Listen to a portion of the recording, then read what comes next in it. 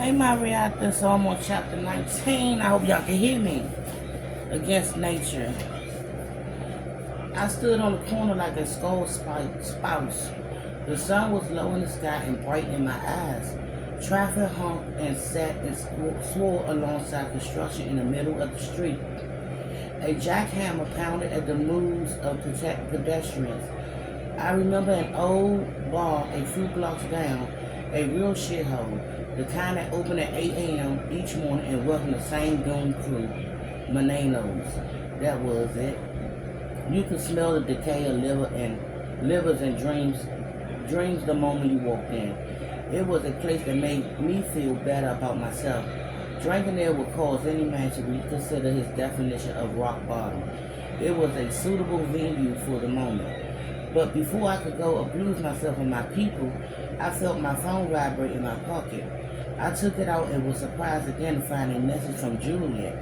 My son would like to see you. Could you please come over? I considered a few parts before going, decided against it. There would be a time for that after I saw the kid. I hailed the cab and told him to take Lafayette up. I offered a bow of the head as we passed David Bowie's old place. When he died, after his silent, definite battle with cancer a few years back, the city had embraced him as one of its own. He stood for the best of his town, eternal, cool, sexy to all, private and proud. But above all, stunning, creative, and successful. It was that last word that most endeared him to New Yorkers. It was the Pedestrian to the Phantom. You could be all the other adjectives you like, but this city spits out failure. It priced them out and locked the doors with ruthless disregard. Sent them packing to cheaper towns where maybe they could find their level. Bowie might have been British by birth, but he was a New Yorker by choice. He spent his final decades here and served as an ambassador in ways mayors or masters of the universe never could. I patted my pocket for headphones with a sudden urge to hear the Genie. Finding none, I sat back and conquered the chords in my head as we drove past Astor Place, went up 4th Avenue and turned a block before Union Square. The cab let me off behind a cop car in front of Juliet's building. There was a doorman waiting outside and another behind the lobby desk. I recognized neither. When I told them who I was there to see, they stiffened. The muscles in their back and neck didn't relax until they called upstairs and listened to Miss Cohen approve my arrival. I was escorted past the overpriced abstract art to the elevator in the back. One of the new doormen joined me on my ride up. I asked him his name. He ignored me. The door opened onto a pair of heavy standers in the entry foyer.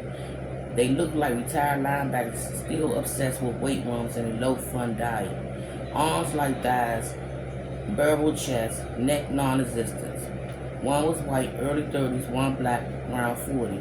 The other one had gold hoops in both ears and a scarf stretched like a hairband over his scalp. The younger one came over and patted me down without introducing himself. Fine enough, and he stepped back and nodded to his boss. She's in the back, he said, in her room. I moved past them and walked down the hall towards the bedrooms, past the housekeeper, Lucia. In the kitchen, she frowned when I pointed back at the company. Stevie's room was on the other side of the apartment. I considered tiptoeing just past Juliet and going to see him, but I figured that would be frowned upon by the lady of the house. I knocked once and cracked the door. She was halfway dressed in a pleated green skirt and black braid lace bar. Calves and stomachs and shoulder bare, every surface smooth and toned. Her blonde hair was swept up, drawn back to her neck, where I spent stretches licking and nibbling the warm flesh. It would become mottled the more she became turned on until she would grab me by the ears and force me down.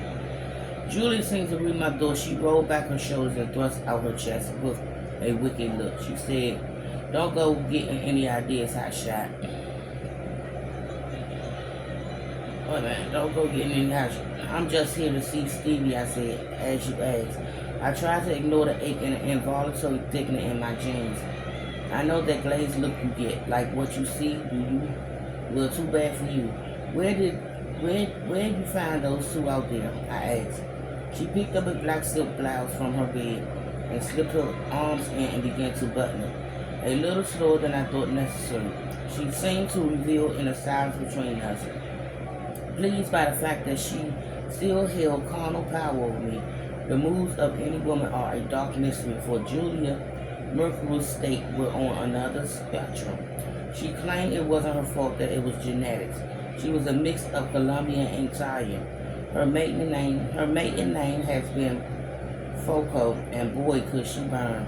She could swing between seething hatred and the woman's embrace in seconds. They're ex-SEALs, she said. Real beef hearts, aren't they? Part of a company called Royal Security out of D.C. The older black one out there, Terrence, he runs it. He recruited a bunch of guys under his old command when they got out. I'm told they're the best. By who? By people who know these things, she said. I have no faith in public service, and I thought current circumstances were a little beyond your grade. No offense taken. She finished buttoning her blouse and raised her hand to her neck. She traced manicured nails along the skin without taking her eyes from me. You missed me, didn't you? She asked. I'm worried about you, I said. About you and Stevie. I'm sorry for all this. She took a step closer, smiled. You surely owe us some apologies, she said. Another step. Her hand rose to her mouth. She tapped her lips with an index finger. How's your partner? She asked. In the morning, I said. We just had a difficult meeting with Mickey Knight. The restaurant? God, what a revolting man. I heard he raped one of his waitresses and paid her off. It's a wonder he hasn't been Me Too yet. Wouldn't surprise me. Why were you meeting with him? He was friends with her dead ex, I said. Now he's the editor of his estate. We were trying to ask him some questions. The day guy's sisters was there too. We had an altercation. It was nothing, but he's threatened to press charges. Naughty boy, she finished closing the distance between us, her body an inch from mine. Our hormones collided. She peers up at me, placed a hand against my chest. Always causing trouble, you. Jules, the last time I was here, you told me you never wanted to see me. Her hands dropped. Please, my son had just been threatened. I wasn't in a clear frame of mind, but now you are. Now I am taking a proper precaution, she said. We'll be well looked after until we figure out whoever sent that note.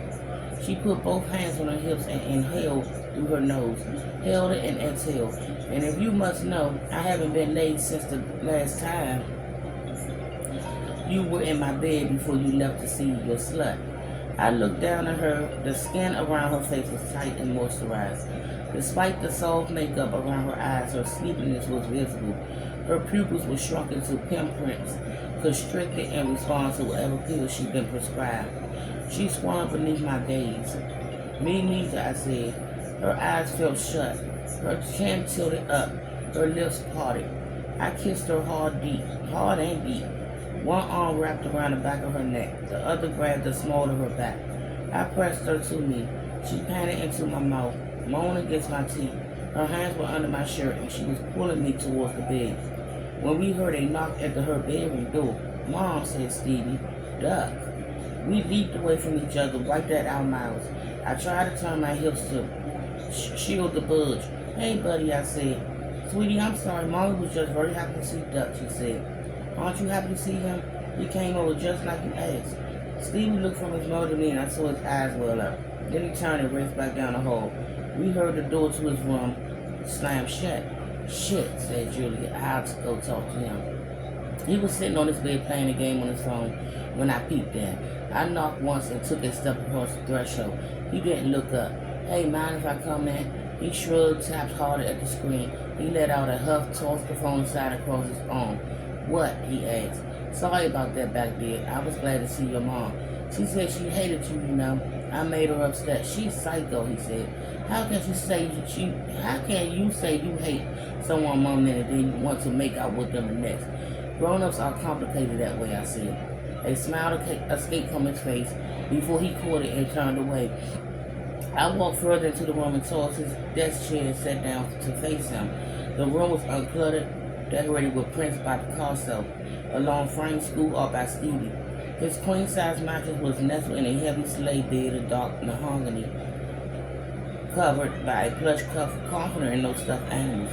Stevie was tall for his age, but he looked small and helpless on the edge of the wide bed. He wiped the brown curl from his forehead. Your mom said you wanted to see me, I said. What do you do? He asked.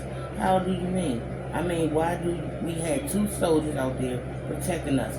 My mom said it was because of something you did that could put us in danger.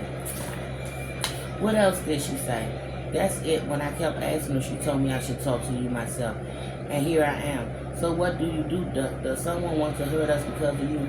Of course not, buddy, I lied. I'm just helping out a friend, that's all. He gave me a look that demanded I stop insulting his youthful intelligence. Remember what I told you I used to do, I asked. You were like a private investigator, right? You said you used to help find missing people for their families, stuff like that. That's right. You told my mom you weren't going to do that stuff anymore, and I don't. But do you remember my partner I told you about, my friend Cassandra? Well, something bad has happened to her. She asked me to help her. What happened? Did somebody hurt her? No, something happened to a man, she was saying. A man she loved, he died. How? He straightened up now, engaged, blue eyes, unblinking. There's nothing kids disdain more than a demeaning adult who doesn't tell the truth. He fell off a waterfall, I said. You think someone pushed him, but the police think he jumped. Either way, you want to find out what happened. Why would someone push him? He asked, itching forward with interest. He was working on something that might have upset some people. They wanted him to stop. What was he working on? A book? About what? I don't really know, buddy. You know how pro athletes sometimes get in trouble for cheating, for taking drugs? Yeah, like Lance Armstrong and those guys. Yeah, like Lance and lots of others. I think it has something to do with that. Cool. No, it's not cool, my man. It's really not cool. No, I didn't mean like that. I just mean like it's interesting. Your partner boyfriend was writing about that stuff, but Duck, he asked. Yeah, buddy, what is it? Why would that have anything to do with us, with my mom and me? Is it because you're looking into it and you know us? The smart little fucker there was no sense lying. Here's the thing, I said. There are some really bad guys out there, and usually they just do their things and we do ours, and we pretend like they're not there, but sometimes our lives overlaps. And the bad guys, they don't like that. They want everyone to be quiet and not ask questions, act like we don't know anything. So why don't you? I mean, just like be quiet and not get in their way. Most people do, I say, most do, but sometimes we can't.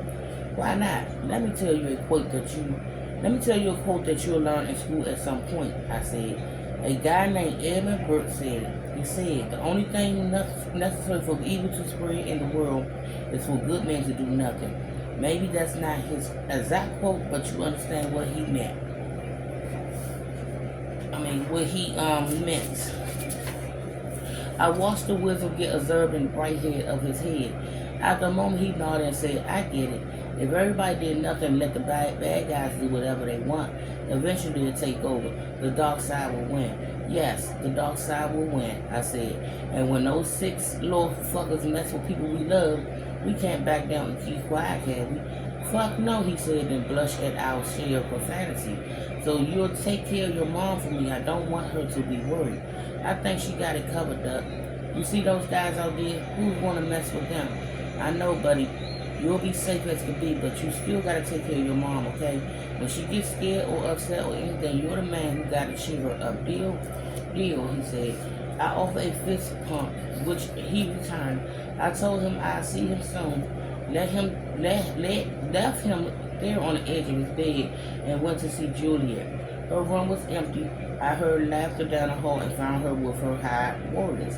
They were lapping up the charm and the legs of their new balls. She turned when she heard my footsteps, placed her hand on Turn's big hips as she made eye contact with me. How is it? She said. He's all set, I said. Want to walk me out? Hold up, Turn. Hold up, said Turn. We need to talk. He stepped away from Julia and walked towards the kitchen, motioned for me to follow. Sorry, boys, I said. I gotta run. Turn's younger partner moved in front of the elevator. He crossed his arms over that bull chest, trying not to smirk. I thought about putting my Aki key to another test, but decided I already subject Stevie to enough drama for the day. All right, I said, I suppose I can spare a few minutes. And I'll be back with chapter 20. Bye, my reactors.